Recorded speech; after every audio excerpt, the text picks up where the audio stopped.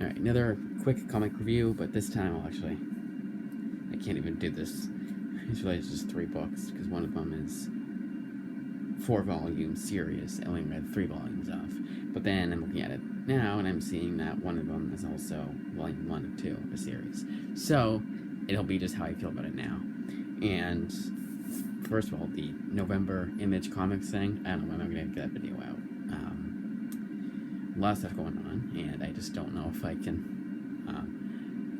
It's a lot. It's also just in general, it's just a lot to go those books.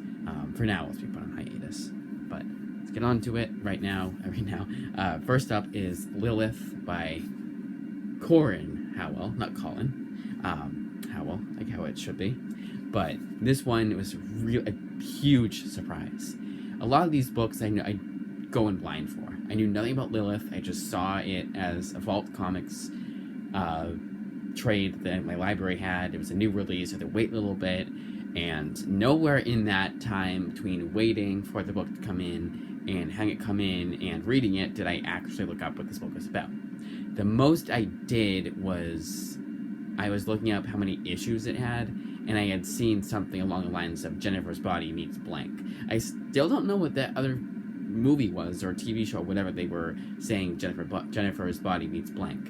And so we're all on the same page. I will say that there are definitely hints of Jennifer's Body in this graphic novel. And if you like that movie, you'll like this. Even if you thought the movie didn't do enough, you'll still like this one, I feel. It's not exactly like that, but it has elements of that in this graphic novel.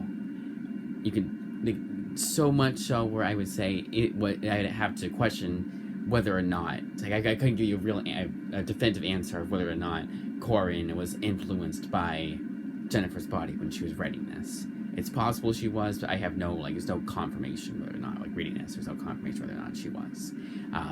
But as is, this is a nice surprise, and I cannot wait for volume 2, and I hope that this is a series at the library that gave me this. Check what it is. I'm going to say what it is out loud, of course. But the lending library that gave me this book will have the next volume, the next few volumes as they come out. There is an open-ended ending, but it does conclude this story arc. I will always appreciate comics that do that. I kind of hate when they're like, this is ending, but there's to be continued. It never continues. There was this book I read this month from Image called Alpha King. I always want to call it Alpha Flight. In fact, I wrote it down as Alpha Flight once. It's Alpha King, not Alpha Flight. And that ends on a cliffhanger and it's a series that, you're not going to get a volume 2 of. No one knows this existed. I don't think even Brian Azzarello, the writer of the book, remembers even writing it. I wouldn't be surprised to find that out. So the odds for volume 2 happening are very slim. But of course it ends on a cliffhanger and says to be continued on in this series. It's also a mess of a comic, so you can argue that whether or not that's true, it's a fun mess, but honestly, the most recent time I was reading it, I was like, is it? That review will be once you get to that one. Did I read it in November? Because there was December, so you'll get it in December's review. I've read it again this month. Because of Moonshine. So Moonshine is 28 issues, so it's 28 days of February. Kind of with that. And because even though I had just read Moonshine, I was like, well, the novelty of being 28 issues, 28 days, read along 28 days. So long as I can read it every day, it'll be an everyday book. But anyways, going back to Lilith, a little sidetrack there, a little tangent there. But Lilith, definitely worth your time. It's 5 issues, and it's very fast-paced. Some issues, I think, took me half the time it takes me to read the average comic. The average comic takes me about 20 to 30 minutes to read. I would say this was 12 to 15 minutes. I hesitate to say 10. I would say a little bit after 10 minutes, 12 to 15 minutes per issue for this book. Definitely worth your time. Definitely worth the read. Even if you don't like horror, there's not many horror elements in it. It's just kind of the way that it does it. It's a little bit frightening, I guess you could say, but nothing here that would frighten anybody. But definitely worth reading, and 9.5 out of 10. There's a lot of things in that book too that I was like, oh, we're going here with this character or this or that, and they didn't do that. The only thing is that you could make the argument that every male that isn't of a certain community would be, as part of a certain community, is written as a total douche of a character, but not really. It's one of those things where, as I was reading it, it makes more and more sense, and I kind of appreciate that. I kind of appreciate the writer for going that route with those characters without giving too much away. Next up is Volume 1 of The Moon is Following Us. So I got this from the library just because I have this whole entire series, like I own it, but just because of the blemish on mine. So I decided, hey, why not just get the library's copy? They don't have Volume 2, so I had to get Volume 2. I'm reading on my own. I'm reading my own copy. Reading my own copy of Volume 2. But this is a very strong start, and it ends on like such a cliffhanger that I'm like, damn, all right. I think it ended there, right? Where I'm thinking it ended. No, it didn't. Never mind. Sorry, the first issue ends on a huge cliffhanger that I think is perfect for comics to do that. To not reveal exactly what's going on until the last page, so it instantly hooks you. You know, they could have it, and it was kind of weird at first. Like, at first I was like, this is kind of strange. I like it, but it's kind of strange, and I hope it's not the whole entire way of this. I don't mind it, because I have read comics before that have been confusing, and like Gasolina is a great example. Horizon, I think, is the best example of a confusing comic that I still don't know what's going on, but I still really enjoy it every time I read it.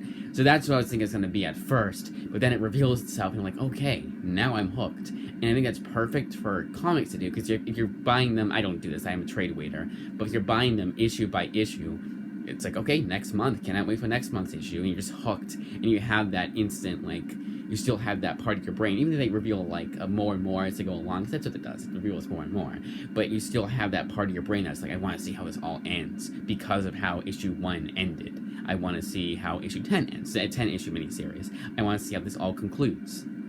That's another thing that I like to, this is why I like miniseries or limited series. I'm not saying every series needs to be 10 issues. I know some, like Moonshine, are going to be 28 issues. It's like Sex Criminals is going to be 30 issues, 31, because they have that 6th and 9th issues. They want to be going to be funny, and that was good. That's a good joke. I'm not saying that wasn't a bad joke. It was a great joke for Sex Criminals to make, is to have their last issue, first of all, be a flash forward, and they call it the 69th issue.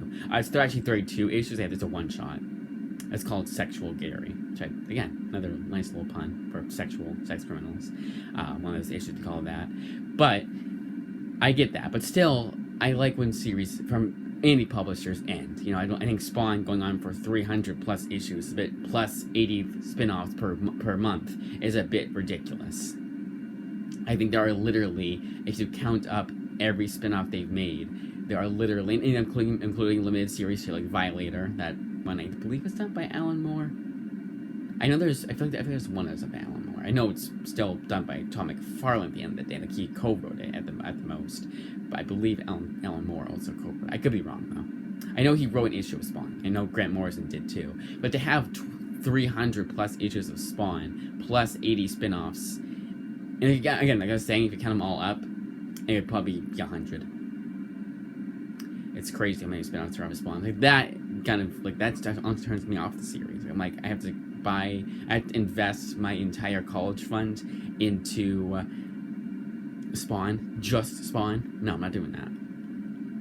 So I like when series end, and that's, again, and a great example is The Moon is Following Us, because there's only so much you can tell of this story, and to have a definitive conclusion, so in its perspective, it's satisfying to have that satisfying beginning, middle, end, and you're rereading, like, oh, I understand more now, there's more details I picked up when it ends like this, and it's kind of like a Sixth Sense scenario, where everyone that watched The Sixth Sense, they rewatched, I've heard the story a million times, when people would finish The Sixth Sense, they just walked from that theater to the other theater that was doing the later showing, so they could pick up more. They just watched it too. And that's how I felt about comics. I'll pick up more and more details as I reread. That's why you see me rereading the same comic twice over in the span of like 3 months. So, 3 months will pass, and then, oh, it's Horizon again. Oh, it's Moonshine again. Oh, it's Gasolina again, because I like picking up more and more details. And it's easier, first of all, it's easier for me to do that with even with an 18 issue series. That's easy for me to do in 1 minute, to complete in the span of 1 month. But it's just one of those things where I'm like, I like when series end. Now, does every series need to be 10 issues? No, I think it's too tight for some series. But even if you end at 30 issues and there's a huge omnibus of it and it's pretty expensive, I still would rather that happen than have it be 300 issues across 5,000 omnibuses that are really expensive. But Moon is Following Us, great start, 9 out of 10. Oh, Daniel Warren Johnson writes that, by the way. And so far, I've liked his work. I liked his work. I've read Wonder Woman: Dead Earth, which I need to reread. That it's been a while. Recently read Murder Falcon. Do a Power Bomb, which I really liked. Murder Falcon. Honestly, I'll probably be the next one I read. But currently reading Moon is Following Us, obviously, and that's about it, right? Because I thought there's some that came out before that I read his story for the Deadpool anthology, which I did like too. Alright, next series is 3 volumes, and that is Ghosted. Well, it's 4 volumes. I've read 3 so far. But I've read this entire series, I think it's 3 so far before, so it's my 4th time reading it. Ironic, 4 volumes. Now, this I got from the library because a long time ago, I had checked out the series. It was volume 1, and I was like, oh, I really like this. Let's check out volume 2. They lost it. And I think to this day, I don't think it was ever found. I think the Lending Library had to get another copy of Volume 2. I never found out the conclusion of that, to that mystery, which is kind of annoying, but, I'm used to it. But that's fine. I don't need to know the mystery behind what happened to Ghosted. Kind of ironic it's called Ghosted. Anyone who's better at making jokes can make a joke about that, and the most I can think about is that just be like a ghost. It's the most I can think out of the top of my head. I'm obviously not a comedian. But I felt this time, hey, when I get all 4 volumes from the library, even though I own the compendium, just out of novelty, so I can finally read volume 2. And sure enough, it came in. All 4 volumes came in. All good with that. But it was funny. And actually, I said to the librarian, do you remember the story behind it? She did. It's kind of funny. She didn't say much of anything, though. And the way that she responded to me wasn't like, yeah, I remember that story. It was kind of just like, okay. There's a tone that was kind of in the middle between that and like, yeah, I remember that story. Where I was like, yeah, let's not ask more details or ask more about it. But so far, it is about the same as I remember it. It's that series, I think it's just okay. Very much a 6 out of 10. It exists. I like it enough. It keeps me invested enough, but it's never going to be something I'm super crazy about. If you want something by Joshua Williamson in the horror genre, Dark Ride has it, and it's 12 issues rather than 20, so it's less. I don't know why I said that like it was the most... You wouldn't have been able to have deciphered that yourself. And finally, Why the Last Man, book 4 of 5. I don't know why I thought it was 6. I think it's because of Preacher is 6. I always thought this was also 6. This is 60 issues. And Preacher, if you don't count spin-offs, is also 60 issues. And the one-shot is also 60 issues. I believe so. Like, if you, like a Preacher 1 through 60, then you have some spin-offs and then some one-shots. But unlike Spawn, there's just 4-issue miniseries and some one-shots. They're all collected in the complete collections. And it's just 1. So... that was nice. The one-shots account as 1. So it's like the one-shots in the miniseries account as 1 thing. But anyways, Why the Last Man is still one of the most captivating reads of all time. My top 5, I think I might just put it in my top 5 and take out The Walking Dead. Just because of how much rereading this has been a case of, I think I like this series more. In retrospect, I was kind of like, yeah, I liked it, but there were certain points in the story where I didn't feel like as invested as I was for other parts of the story. But that's not the case this time around. It's been consistently captivating. Well, alliteration right there. And of course, like, a lot of this I remember. There's not a whole lot that I'm like, I completely forgot about that, because it's not been that long. But it's been long enough to where I need to refresh my memory. But yeah, nothing has been like, oh my god, I completely forgot about that. But, so it's also very memorable. It's also a huge plus of that series because of the way my mind works. I'll just completely forget things I read in the book and then reread it, and it'll be like a Gasolina. There's several things in Gasolina I was like, even though it has been not like 3 months, I would say, I still forgot certain details in that comic. So for something like Why the Last Man be 60 issues rather than 18 for Gasolina, and I still remember pretty much everything, like word for word, almost to that point, is astounding. Because I would say it's been almost a year since I last read Why the Last Man. So that's incredible feat for Brian K. Vaughan to accomplish, and he seems to accomplish it without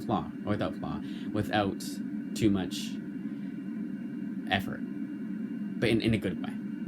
10 out of 10, obviously. And that, as I say, is that, and I have content for this week, which is always good.